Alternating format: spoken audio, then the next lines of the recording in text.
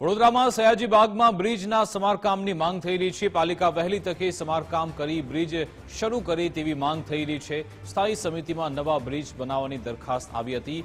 સભ્યોમાં આંતરિક જૂથબંધીના કારણે દરખાસ્ત પરત મોકલવામાં આવી। સયાજી બાગના બ્રિજ મુદ્દે મેયર પિંકી સોનીએ પણ નિવેદન આપતા કહ્યું કે સ્ટેબિલિટી રિપોર્ટમાં બ્રિજ જર્જરિત હોવાનું સામે આવ્યું હતું। બ્રિજ જર્જરિત હોવાથી છેલ્લા 6 મહિનાથી બંધ છે। આગામી સમયમાં નવીન બ્રિજ બનાવવાનું પણ આયોજન છે। 6 મહિનાથી બ્રિજ બંધ હોવાથી સહેલાણીઓની હાલાકી થઈ રહી છે। ગાયકવાડી શાસનમાં વિશ્વામિત્રી નદી પર આ બ્રિજ બનાવવામાં આવ્યો। ઘણી તકલીફ પડે છે। છોકરાઓને લઈને આખું ગોલ ફરીને હવે પાછા બહાર નીકળીશું ને પછી પાછળથી પાછા અંદર આવીશું। આ લગભગ 6 મહિનાથી બંધ છે, તો આ વહેલી તકે ચાલુ થાય એવી એક નમ્ર વિનંતી છે। અને ઘણી તકલીફ પડે છે, આવી રીતના ઉચકીને લઈ જવું પડે। છોકરાઓ કંટાળી જાય છે।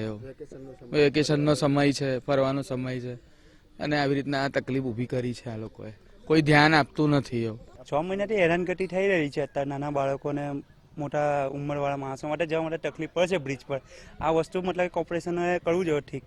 આ 6 મહિનાથી બંધ છે, આ વસ્તુ તો બહુ અલગ છે।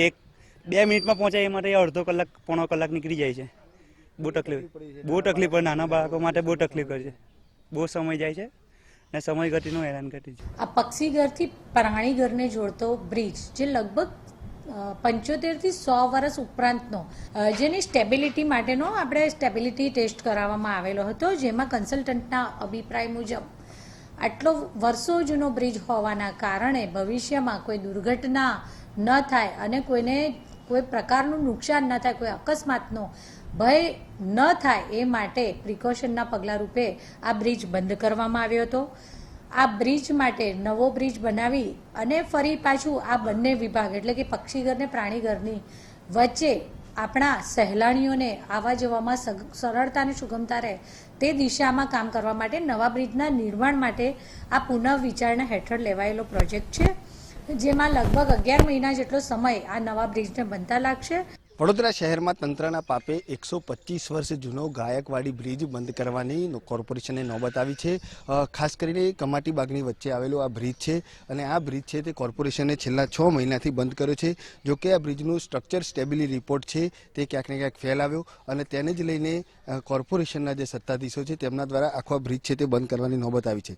જોકે બ્રિજ બંધ થતાં જ અહીંયા જે આવતા સહેલાણીઓ છે તેમને પણ ભારે મુશ્કેલીનો સામનો કરવાનો વારો આવ્યો છે, કારણ કે પક્ષીઘરથી વાઘઘર સુધી જવાનો આ જે મુખ્ય રસ્તો છે અને આ જે બ્રિજ છે તે બંધ હોવાથી અહીં આવતા જે સહેલાણીઓ છે તેમને 1 કિલોમીટર ફરી અને જવું પડે છે। જોકે કોર્પોરેશન દ્વારા સમયાંતરે આ બ્રિજ છે તેનું સમારકામ કરવામાં ન આવ્યું અને તેના કારણે આખી આ જે પરિસ્થિતિ છે તેનું નિર્માણ થયું। જોકે અહીં આવતા સહેલાણીઓ છે તેઓ પણ માંગ કરી રહ્યા છે કે જે રીતે વેકેશનનો સમય છે અને અન્ય રાજ્ય તેમજ દેશ વિદેશમાંથી કમાટી બાગની જે મુલાકાત લેવા માટે સહેલાણીઓ આવતા હોય છે, એટલે ચોક્કસથી આ બ્રિજ છે તેને તાત્કાલિક શરૂ કરવો જોઈએ, કારણ કે નાના બાળકો સાથે જે આવતા સહેલાણીઓ છે તેમને ખૂબ જ તકલીફ પડી રહી છે અને છેલ્લા 6 મહિનાથી આ બ્રિજ છે તે બંધ અવસ્થામાં છે। જોકે કોર્પોરેશન હવે ક્યારે આ બ્રિજ છે તે નવું બનાવે છે અથવા તો ક્યારે આ બ્રિજ છે તેનું સમારકામ કરી સ્ટ્રક્ચર સ્ટેબિલિટી રિપોર્ટ બનાવી અને ઉપયોગમાં લેવાય કે કેમ તેનો રિપોર્ટ કરાવે છે તે તો આગામી સમયમાં જ ખબર પડશે। પરંતુ હાલ જે રીતે જોઈએ તો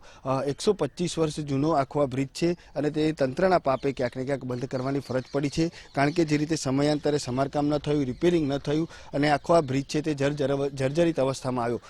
ખાસ કરીને અહીં આવતા જે સહેલાણીઓ છે તેમને પણ ક્યાંક ને ક્યાંક તકલીફનો સામનો કરવાનો વારો આવ્યો છે અને આખો આ જે પક્ષીઘરથી વાઘઘર સુધી જવા માટે 1 કિલોમીટરનો ફેરો લગાવવો પડે છે। 20 થી 25 મિનિટ છે તે આ ફેરામાં જાય છે અને સહેલાણીઓ પણ તેને લઈને માંગ કરી રહ્યા છે કે તાત્કાલિક ધોરણે આ બ્રિજ શરૂ કરવામાં આવે।